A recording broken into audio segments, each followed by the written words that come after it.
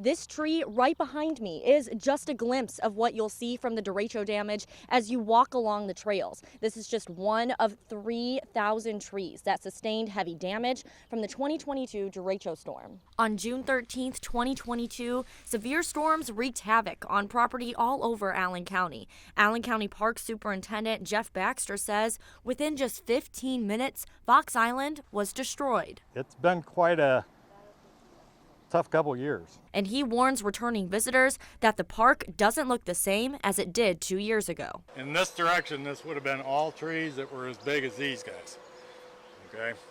And you would have not been able, you might have been able to see the marsh down there, but you wouldn't have been able to see the railroad tracks. And if you take a hike through the trails now and look up, you see a clear view of the sky. But before the derecho, this view was completely covered with trees. This would have been all forest all the way over your head.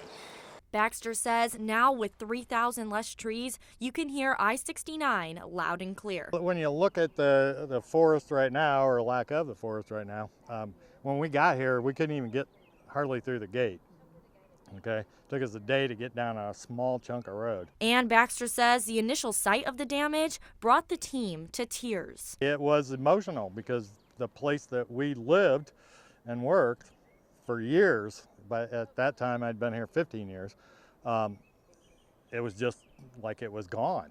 With the damage came some changes with how the park will operate moving forward. Hiking trails now have to be scheduled guided tours by the staff. We do want to give them the opportunity through guided hikes to come back here and show them, because a lot of them will remember what this used to look like. Now, Baxter says although this has been a devastating and difficult process to work through over the last 2 years, he sees new growth and life in the forest. He calls it Mother Nature healing herself.